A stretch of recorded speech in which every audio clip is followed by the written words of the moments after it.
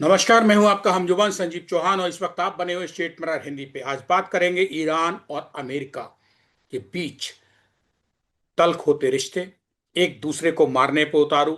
Iran कहता है हम नहीं झुकेंगे और अमेरिका कहता है हम तुमको झुका के मारेंगे। आज के इस खास कार्यक्रम में हमारे खास मेहमान हैं भारतीय वायुसेना के retired air vice marshal Anil Tiwari ji. Tiwari sir, स्वागत है स्टेट मिरर हिंदी में। संजीव जी नमस्कार। आपको नया साल भी मुबारक हो। बहुत दिन बाद मिल रहे हैं हम लोग। जी शुक्रिया, बहुत बहुत धन्यवाद। और आपको याद किया क्योंकि सर भारतीय वायुसेना को आपने जिया है, एयर वाइस मार्शल से रिटायर हुए हैं। हम जानना चाहते हैं सर, ईरान और जी जी। अमेरिका इस बार जहां खड़े हैं, अभी तो ईरान जल रहा है अंदर ही अंदर। कोई कह रहा 500 लोग मारे जा चुके हैं, वहां गृह युद्ध के से हालात हैं। कोई कह रहा 5,000 लोग मारे जा चुके। कितने मारे जा चुके हैं, कितने इंजर्ड हैं, कितनी फोर्स पैरामिलिट्री फोर्स ईरान की इंजर्ड है, आपस में कितने पब्लिक के लोग हैं मारे गए, कुछ नहीं सही खबर निकल के आ रही है। ब्लैकआउट की स्थिति है वहां, इंटरनेट सोशल नेटवर्क सब बंद कर दिया गया है। ऐसे में सवाल ये है कि सर ये खबरें निकल के कहां से आ रही। पहला सवाल तो ये है, ईरान के अंदर जब सब कुछ तहस नहस हो गया है, सोशल नेटवर्क आज की जमाने में सोशल मीडिया से बड़ा तो कुछ नहीं, जब इंटरनेट सर्विसेज ही ब्लॉक कर दी गई हैं, तो सर ये चीजें बाहर कहां से कैसे निकल के आ रही, कौन निकाल के ला रहा होगा। तो पहली बात की बड़ा दुखद बात है जिस तरह से जो कंडीशन है, जो हालात हैं ईरान के अंदर, और क्यों है कैसे हैं ये काफ़ी सालों से चल रहा है। डिकेड से ये बात चल रही है। बहुत दुखद बात है। बहुत लोग मारे जा रहे हैं। जहाँ तक आपने बताया कि कहाँ से बाहर आ रहा है, बहुत तरीके होते हैं बाहर आने के लिए उस कंट्री में। अब मैं ये नहीं कह सकता कौन कौन है, बट काफी श्योर हूं कि इसराइल के इंटेलिजेंस हुआ पे होगी। उनके कुछ ऐसे लोग होंगे जो उनको खबर देते होंगे। यूएसए के लोग होंगे जो खबर देते होंगे। आसपास के दूसरे कंट्रीज के लोग होंगे जो खबर देते होंगे। और उस खबर को अल्टीमेटली इसराइल पे पहुंच रहा है या यूएसए पे पहुंच रहा है। अच्छा, दूसरा ये है ना कि जिस तरह से पब्लिक इनिशियली आई थी, पहले तो सोशल मीडिया को बंद नहीं किया था। जो आपने देखा था, कुछ वीडियोस देखे होंगे आपने भी, मैंने भी न्यूज़ में देखे थे। और उसके ऊपर काफी फोर्स लगाया गया था। ईरान का, ईरान के लीडर का, ईरान के जो रूलिंग गवर्नमेंट का जो रवैया है, हमें पता है बहुत ही ज्यादा अपने पब्लिक की तरफ बहुत खराब होता है।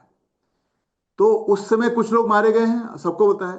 तो इसको वो एक्स्ट्रापोलेट करके कह रहे हैं कि अगर ये चल रहा है और ये जो हालात और खराब होते जा रहे होंगे, क्योंकि आदमी जब 10 15 20 50 सिविलियन मर जाएंगे तो बाहर और लोग आएंगे। बाहर और लोग आएंगे तो ईरान के जो गवर्नमेंट है, जो ईरान के जो पुलिस है, जो ईरान की मिलिट्री है, ईरान के लीडर है, बोलेंगे और फोर्स लगाओ। बिकॉज वो इसको दबाना चाहेंगे, एज ए डिक्टेटर की तरह उसको दबाना चाहेंगे। तो हमें हमें ये कह सकते हैं, अंदाजा लगा सकते हैं कि डेथ्स बहुत हुई होंगी।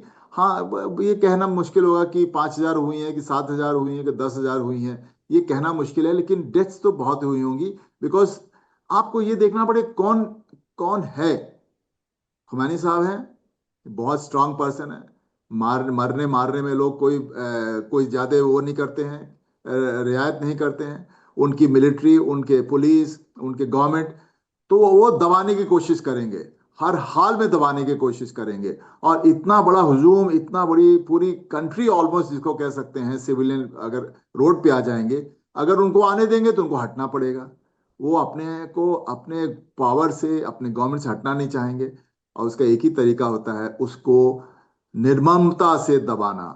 और उसको जो चाहे वो आप टैंक लगा दीजिए, चाहे आप गाड़ियां लगा दीजिए, गन्स लगा दीजिए, मशीन लगा दीजिए, वो हर कोशिश करेंगे ताकि जो सिविलियन है वो तो निहत्थे हैं। मे बी किसी एक पास एक दो बंदूक होगा, कोई पत्थर होगा, कोई आप मान लीजिए कि वो फायर बॉम्ब लगाए हो, बॉटल में लगाए हो, कुछ ये हो सकता है। मैं एक ऐसा नहीं कहूंगा कि बिल्कुल निहत्थे होंगे, बट उसके सामने इनकी पावर क्या, कुछ नहीं है।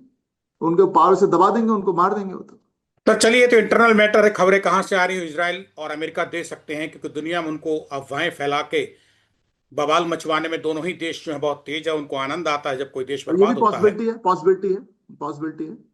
कि पता लगा इतना हो ना रहा हो, लेकिन जितना हुआ उसी को बढ़ा के इसराइल और अमेरिका बाहर ला रहे हों, हालात अगर काबू में भी आ गए होंगे तो भी इसराइल और अमेरिका ये चाहेंगे, क्योंकि धुर विरोधी हैं उसके, ईरान इनके सामने झुकने को तैयार नहीं है, दोनों उसको छोड़ने को राजी नहीं है, दबाने को तैयार हैं, बैठे हैं। खैर, इसी अमेरिका ने सर इसी कहा। इसी इसी बात पे सर। एक मैं आपको ऐड कर दूं इसी बात पे जो आप बता रहे हैं। सी ये अमेरिका इजराइल चाहेंगे कि जो रजीम है, जो इसमें रूलर है, उनके हटा दिया जाए, एक डेमोक्रेसी आ जाए।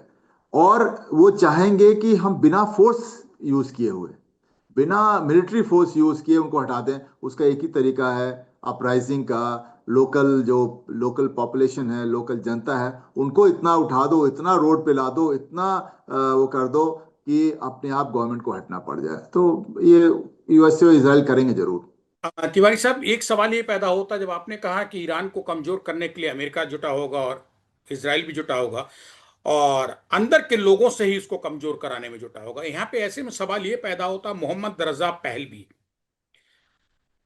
रजा पहलवी जो है, ये एक बड़ा नाम है, ठीक है, जो कि रजा पहलवी साहब अब बहुत लाइमलाइट में आ रहे हैं। इनके पिता थे और ईरान के शासक थे, जिन्होंने 16 सितंबर 1941 से लेके और 11 फरवरी 1979 तक ईरान पे किंग बन के, ईरान के राजा बन के राजशाही की। नहीं, देखिए, जैसे आपने बोला कि शाह ऑफ ईरान जो थे, रूल कर रहे थे, डेमोक्रेसी थी, और वहाँ के लोग भी फल फूल रहे थे, एक तरह से ओपननेस थी, और वुमेन के राइट्स भी थे, और सब कुछ खुशहाल चल रहा था।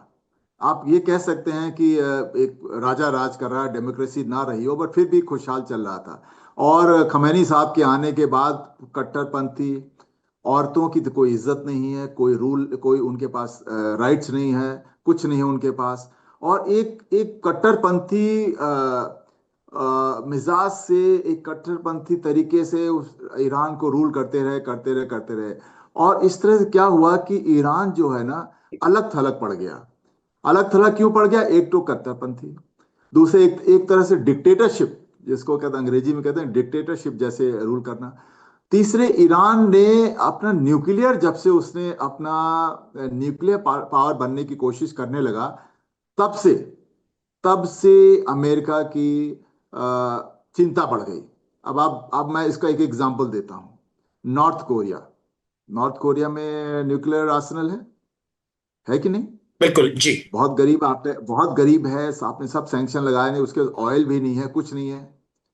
फिर भी कोई भी देश नॉर्थ कोरिया को अटैक करने के लिए या उसके ऊपर फोर्स भेजने के लिए कभी नहीं सोचता है। क्यों नहीं सोचता है?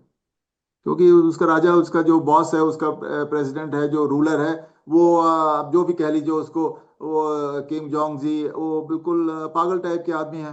वो जब मन करेगा, आपने उनके ऊपर अटैक किया, उन्हें दो तीन न्यूक्लियर बम छोड़ दिए। वो तो वही जो गरीब आदमी होता है, जो जो बिल्कुल नीचे गिरा हुआ है, अब कितना आप उसको बर्बाद कर लेंगे? तो क्या है, उसको कोई नहीं परेशान करने की कोशिश करता। नॉर्थ कोरिया को आप देख लीजिए, कोई भी आप सैंक्शन लगा दीजिए, कोई बात नहीं। सैंक्शन तो कितने कंट्रीज के ऊपर लगे हुए हैं, है कि नहीं? अब जब ईरान जब न्यूक्लियर फैसिलिटी बनाने लगा, तब इसराइल और यूएसए की चिंता बढ़ गई। इसराइल की क्यों? वो डायरेक्ट लाइन ऑफ उसके अटैक में था। इसराइल को सारे जितने मुस्लिम देश हैं पसंद नहीं करते हैं। ठीक है, अब कुछ बोल पाते हैं, कुछ नहीं बोल पाते हैं, वो अलग है। इसराइल के ऊपर अमेरिका का हाथ है। और अमेरिका का भी जो उसने सोचा, यार इसके पास अगर न्यूक्लियर हथियार आ जाएगा, तो ये भी एक नॉर्थ कोरिया जैसे पागल देश हो जाएगा। और प्लस इसके पास पैसा भी है, पैसा इन द सेंस इसके पास ऑयल है, जो रेवेन्यू इकट्ठा कर सकता है। अब इन दोनों वजहों की वजह से हमेशा शुरू से ही अमेरिका चाहता था कि ये रजीम चेंज हो जाए और एक डेमोक्रेसी टाइप आ जाए। उसमें पहलवी साहब अपना हाथ सेक रहे हैं।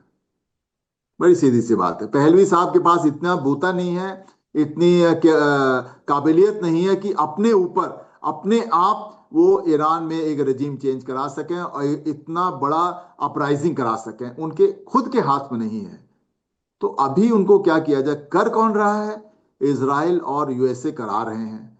और नाम क्या देना? चलो भाई, पहलवी साहब को दे दिया, बट हमको भी पता है, वी कैन अंडरस्टैंड कि पहलवी साहब के पास एक्चुअली ऐसा कुछ नहीं है कि वो एक तरह से सबको इकट्ठा करके एक अपराइजिंग करा सके।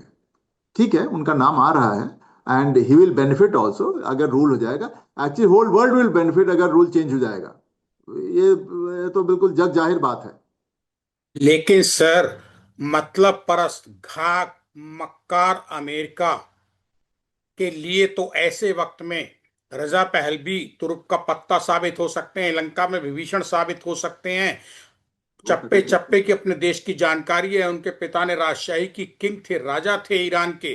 बिल्कुल नहीं कर सकते हैं, लेकिन आप इस तरह से सोचिए, जो इंसान इतने सालों से अपने कंट्री से बाहर है, कितने 4 डिकेड हो गए, जी। उसको अपने कंट्री के बारे में क्या क्या ऐसी चीजें पता होंगी जो एक यूएसए जिसके पास इतना तगड़ा इंटेलिजेंट है और उससे भी तगड़ा इंटेलिजेंस और इंटेलिजेंट एजेंसी है मोसाड इसराइल की, वो तो सब पता रहता है। वो कौन सा जनरल कौन सी गाड़ी में जा रहा है, कहाँ रह रहा है, ये तक पता रहता है। तो जो इंटेलिजेंस की बात है, जो जानकारी की बात है, काफी कुछ इसराइल और अमेरिका को पता है।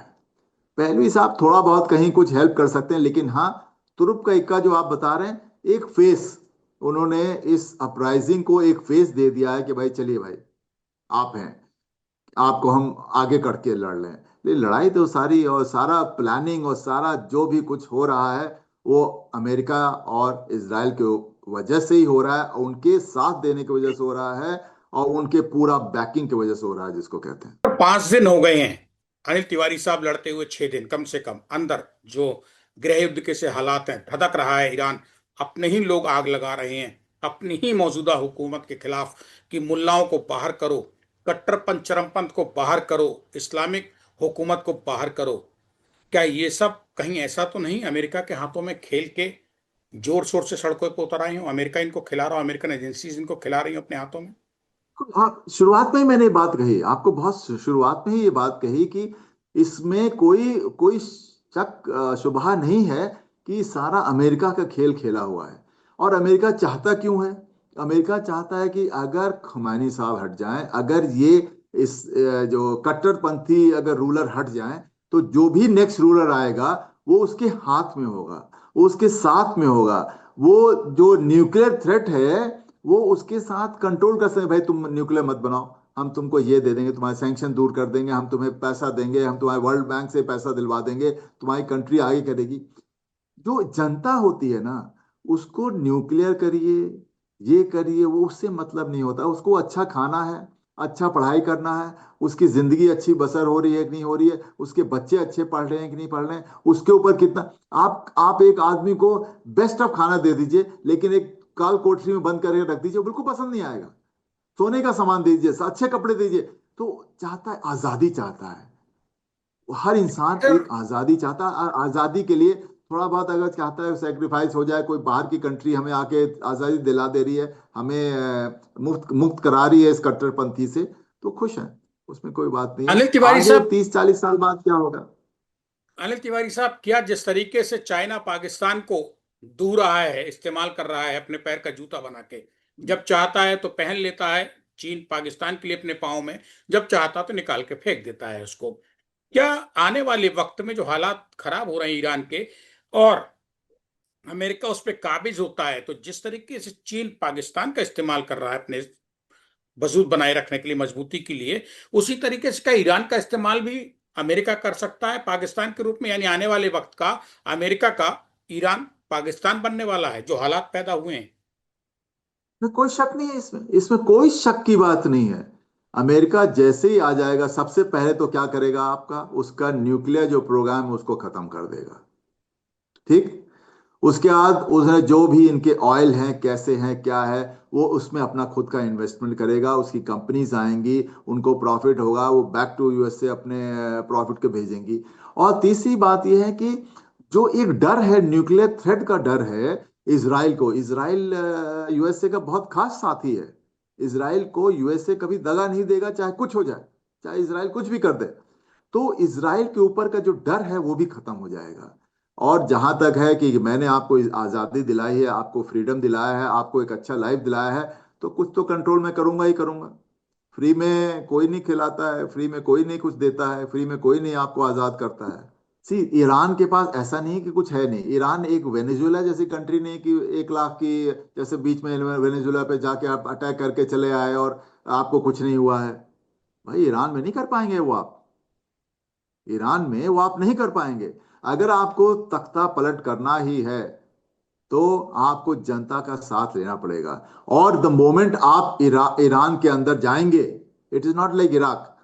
इराक बात अलग थी। द मोमेंट आप इराक में भी यूएसए का लॉस बहुत हुआ था, राइट फोर्सेस का लॉस बहुत हुआ था उनका, चाहे वो इक्विपमेंट में हुआ चाहे लाइफ में हुआ। अब ईरान के अंदर भी आप अगर जाएंगे अपने ट्रुप्स गए, तो आप क्या होगा, आपके बंदे मरेंगे जरूर। ऐसा तो नहीं है कि एक बंदा भी नहीं मरेगा, अच्छे खासे लोग, क्योंकि ईरान के लोग जो हैं उनके जो फोर्सेस हैं, ऐसा तो नहीं है कि वो नौसिखिए टाइप के हैं, वो लड़ेंगे जरूर। और एक बार मेरी कंट्री में दूसरा दूसरा कंट्री का फोर्स अगर आ जाएगी, अटैक करेगी, तो सारे के सारे एकजुट हो सकते हैं। यूएसए नहीं चाहता है कि जो अपराइजिंग हुआ है वो यूएसए के ही अगेंस्ट हो जाए। तो वो नहीं चाहेंगे कि वो अपने ट्रुप्स और अपने आर्मेंट अंदर लेके जाएं। लेकिन अगर हालत बहुत खराब हो जाते हैं और उनको लगता है कि मेरे को, वो हर आदमी उसको तौलता है कि मेरे इस एक्शन से मेरा क्या फायदा है, वर्ल्ड का क्या फायदा नुकसान है। वैसे ट्रम्प साहब तो सिर्फ अपना ही फायदा नुकसान देखते हैं, वर्ल्ड का देखते नहीं है, वो जग जाहिर बात है। लेकिन वो तौलता है कि मेरे को अंदर जाने से कितना नुकसान है, अंदर ना जाने से कितना फायदा है। तो वे करेंगे। इसलिए अभी वो उतरेंगे नहीं मैदान में, डायरेक्टली नहीं उतरेंगे मैदान में, क्योंकि उनके पास तरीका है। उनके पास क्या तरीका है, लोकल पॉपुलेशन जो है वो अपराइजिंग कर रही है, ही इज हैप्पी। उनको ना तो अपना आर्मेंट करना पड़ रहा है, ना उनको फोर्स भेजना पड़ रहा है, ना उनके आदमी मर रहे हैं, ना कुछ हो रहे हैं। और जो चाह रहे हैं उसकी तरफ वो बढ़ रहे हैं। नेक्स्ट अगर उनको करना हो तो वो इसराइल को कुदाएंगे पहले कि भाई तो इसराइल डायरेक्टली दुश्मन है। और उसके बाद भी अगर सब कुछ कोई काम नहीं देता है, तब वो हो सकता है अपने ट्रूप्स को उतारेंगे। अपने इस सबके बीच जो हमारी बात हो रही है सर, इसमें भारत खामोश है ईरान के मुद्दे पे, जबकि भारत और ईरान के रिश्ते बेहतर हैं। भारत और इसराइल के रिश्ते भी बेहतर हैं। तनातनी तो भारत की 1 साल से चल रही है ट्रंप और यूएसए से। भारत पे क्या असर होगा अगर ट्रंप यानी अमेरिका कूदता है या इसराइल कूदता है ईरान में? तब भारत कहाँ खड़ा होगा? बड़ा बड़ा डिफिकल्ट क्वेश्चन है ये। इस समय भारत एक ऐसे समय से गुजर रहा है कि वो वही वाली बात है, तो ना तो खाया जाए ना बाहर निकाला जाए। अब इसराइल भी बहुत अच्छा दोस्त है हमारा, हमको हर मौके पर उसने हेल्प किया हुआ है। और 1950 के हमारी 1950 से हमारी ट्रीटी रही है। फिर 2001 में भी हमारी एक ट्रीटी रही है। और ईरान के साथ बहुत ऐसे ऐसे ट्रीटीज रही हैं हमारी, दोस्ताना ट्रीटीज रही है। और उनसे हम बिजनेस भी करते हैं, उनसे ऑयल भी लेते हैं। तो ऐसे में अच्छा, ये अमेरिका के साथ भी हमारा ट्रेड बहुत अच्छा है। उन्होंने टैरिफ लगाया है ना, वो यही कह रहे हैं कि हमें तुम अपने ट्रेड बैरियर्स खोलो और हमारे को अंदर आने दो, अपने अपने कंट्री में आने दो। हम, ट्रेड बंद नहीं हुआ है, ट्रेड बंद नहीं हुआ, ट्रेड अभी भी चल रहा है, थोड़ा बहुत कम ज्यादा हो गया हो बिकॉज टैरिफ है। अब आप बताइए, तीनों कंट्रीज ऐसे हैं, इंडिया क्या कर सकती है? इंडिया सिर्फ ये कर सकती है कि न्यूट्रल रह सकती है। वो सिर्फ ये कह सकती है, जैसे मैं वेनेजुएला में कहा कि भाई ऐसा नहीं होना चाहिए था, और प्रॉपर जो इंटरनेशनल लॉ है, इंटरनेशनल रेगुलेशन है, इंटरनेशनल वो उसी हिसाब से काम होना चाहिए। इंडिया इसमें भी यही करेगा, इसके सिवा और कुछ नहीं कर सकता है, उसके हाथ बंधे हुए हैं। तो कुलजमा हमारी आपकी बात का तो लब बोलो अब यही निकल के आ रहा है, एक तरीके से देखा जाए कम शब्दों में ज्यादा अहम चीज, रिजल्ट जो है बातचीत का हमारी आपकी, कि हो ना हो, भिड़े भले ही अमेरिका, इसराइल और ईरान, लेकिन भारत त्रिशंकु में लटका है। क्योंकि ऐसा है ना, लास्ट 5-7 साल में हमारे देश से वर्ल्ड को एक्सपेक्टेशंस बहुत बढ़ गई हैं। एक तो हमारी क्योंकि इकोनॉमी अच्छी हो रही है, हमारी हमारी जो डिप्लोमेटिक रिलेशंस बहुत अच्छे हो गए हैं, और हम एक एक फोर्स की तरह उभरे हैं, रीजनल फोर्स की तरह उभरे हैं, इकोनॉमिक फोर्स की तरह उभरे हैं। हमारी किसी से जाति दुश्मनी नहीं है, किसी कंट्री से। अगर देखा जाए, पाकिस्तान को छोड़ के हमारी किसी और कंट्री से जाति दुश्मनी नहीं है। तो हर आदमी चाहता है कि इंडिया बड़ा कंट्री है, इंडिया मेरा साथ दे, इंडिया मेरे साथ बोले, मेरे मेरे लिए बोले। और इस चक्कर में हर आदमी क्योंकि आपसे चाहता है, और आपकी हर इंसान हर कंट्री से क्या है, अच्छे टर्म्स है, नहीं दोस्ती है तो टर्म्स खराब भी नहीं है। तो ऐसे में आपको बहुत ही एक थिन लाइन होती है, बहुत ही न्यूट्रल रहना पड़ता है, बहुत ही बैलेंस करके रखना पड़ता है, क्योंकि लाइफ आज ही नहीं खत्म हो जाती है, रिलेशनशिप आज ही नहीं कर, आज से 10 साल भी, एक अच्छा 10 साल पहले आपने मुझे साथ नहीं दिया था भाई, रशिया को आप रशिया के साथ क्यों हैं? क्योंकि रशिया ने आपके बुरे टाइम 1971 वॉर में, जब सब लोग आपके अगेंस्ट थे, अमेरिका अगेंस्ट था, तब आपके वो रशिया ने साथ दिया था ना, तो आप याद है ना वो आपको।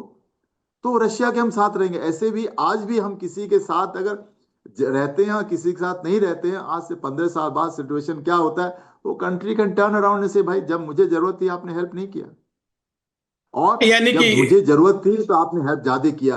तो इंडिया को बहुत न्यूट्रल रहना पड़ेगा और बहुत ही बैलेंस करके चलना पड़ेगा। एंड लकली लकली हमारे प्राइम मिनिस्टर साहब और हमारे जो फॉरेन मिनिस्टर साहब हैं बहुत सुलझे हुए हैं, तो या तो चुप रहेंगे न्यूट्रल, या ऐसी बात कहेंगे जिससे दोनों का पक्ष रहे, मतलब किसी को बहुत बुरा भी नहीं कह रहे हैं और किसी का साथ भी नहीं दे रहे हैं। अमेरिका चाहता क्या है? अमेरिका ये चाहता है कि जो कट्टरपंथी रजीम है, जो उनके नेता हैं वो हट जाएं और एक डेमोक्रेसी टाइप का सिचुएशन पैदा हो जाए, जो अमेरिका की बात सुने और कंट्री बात सुने और एक अलग थलग ना रहे। उसके कई तरीके होते हैं। पहला तरीका क्या है कि जो अंदर से अपराइजिंग हो रही है, जो अंदर से अभी हो है, चाहे उसको जो भी हवा दे रहा है, आग दे रहा है, आग में घी दे रहा है, वो कोई भी बाहर से दे रहा है, वो सबको पता है कौन दे रहा है। लेकिन एक्चुअली में कहा तो यही जाएगा ना कि उसके अपने बंदों ने लड़के और उठ के और उन्होंने अपने को इस रेजिम से हटाया। तो अमेरिका सबसे पहले, चाहे अमेरिका हो चाहे इसराइल, सबसे पहले यही चाहेंगे कि जो उनकी अंदर से अपराइजिंग है, अंदर से जो लोग उठे हुए हैं, उनको हवा देके, उनको दाना पानी देके, उनको हेल्प करके इस रेजिम को चेंज कराया जाए। ताकि फायदा क्या होगा इससे, रेजिम भी चेंज हो गया, आपके मतलब की रेजिम आ गई, कट्टरपंथी वहां से निकल गए, और आपके आर्मेमेंट और आपके जवान, आपके सोल्जर, आपके अफसर, किसी का डेथ भी नहीं हुआ। क्योंकि अगर आप ईरान में के कंट्री में अगर घुसेंगे, तो आप ये सोचिए कि बिना किसी की जान गए हुए वापस आ जाए, ये पॉसिबल नहीं है। तो अमेरिका यही चाह रहा है कि पहले आप उसकी अपराइजिंग को इतना हवा दें, इतना वो उठाएं कि वही अपनी रेजिम को चेंज कर दे। और अगर रेजिम ना चेंज कर पाए, तो क्या ये फायदा होगा कि यूएसए अपने ट्रूप्स वहां भेजे? क्या फायदा होगा उसको बताइए। उसको ही डजंट गेन एनीथिंग। उसने उसके न्यूक्लियर फैसिलिटी को ऑलमोस्ट नष्ट कर ही दिया है, सैंक्शन लगा के उसको गरीब कर ही दिया है। कुछ कंट्रीज हैं उससे जो तेल पानी ले रहे हैं, खाना पानी के लिए चाहिए चाहिए, आदमी को आप भूखे नहीं मार सकते, ह्यूमन राइट्स भी कुछ होता है उसको, ह्यूमैनिटेरियन उससे से आप उनको भूखे नहीं मार सकते। तो अमेरिका ट्रुप्स अभी, जो मैं सोच रहा हूँ, ये मेरा सोच है, अभी अपने ट्रुप्स, अपने टैंक्स, अपने एयरक्राफ्ट उसकी धरती पे नहीं उतारेगा। आपको उसको जो कुछ भी करना भी होगा, अटैक करना भी होगा, अपने फाइटर से, अपने उससे वो बाहर उनको बम्बार्डिंग करके आ जाएगा। लेकिन अपने ट्रुप्स उसके कंट्री में उतारना, मेरे ख्याल से अमेरिका भी यही सोच रहा होगा कि अभी इसकी जरूरत नहीं है। आगे देखिए क्या होता है। ट्रम्प साहब का मूड आप जानते नहीं है, कब क्या बदल जाए, कब क्या एक्शन ले लें, कब किसको क्या कह दें, किसको बोल दें, किसको अटैक कर दें, कुछ कह नहीं सकते। बट रीजनेबल ये है कि अभी यूएसए अपने ट्रुप्स ईरान के अंदर नहीं भेजेगा। फिर एक धन्यवाद। जी जाते जी एक और जी बात बता दूंगा। अगर जी। अमेरिका को लगा अगर अमेरिका को लगा कि नरसंहार हो रहा है वहां पे, अगर अमेरिका को लगा और पता चल गया, उसको पता चल ही रहा होगा, इंटेलिजेंस उनकी बहुत अच्छी होती है, अगर नरसंहार हो रहा है, बहुत बहुत बहुत, मतलब बहुत ढेर सारा हो रहा है, बहुत हजारों लाखों में लोग मरने वाले हैं, हो सकता है हो सकता है वो उनको बचा, क्योंकि उनको उकसाया उसी ने है, उनको बचाने के लिए हो सकता है अपने ट्रुप्स उतारे। पहले डायरेक्टली नहीं उतारेगा, पहले एरियल बम्बार्डमेंट करके उसको नुकसान पहुंचा के, उसके उसके ठिकानों को वो करके, उसके सोल्जर्स को मार के, फिर हो सकता है पहुंचे, पॉसिबिलिटी है। बट वो वेट करेगा, वो सिचुएशन को देखेगा।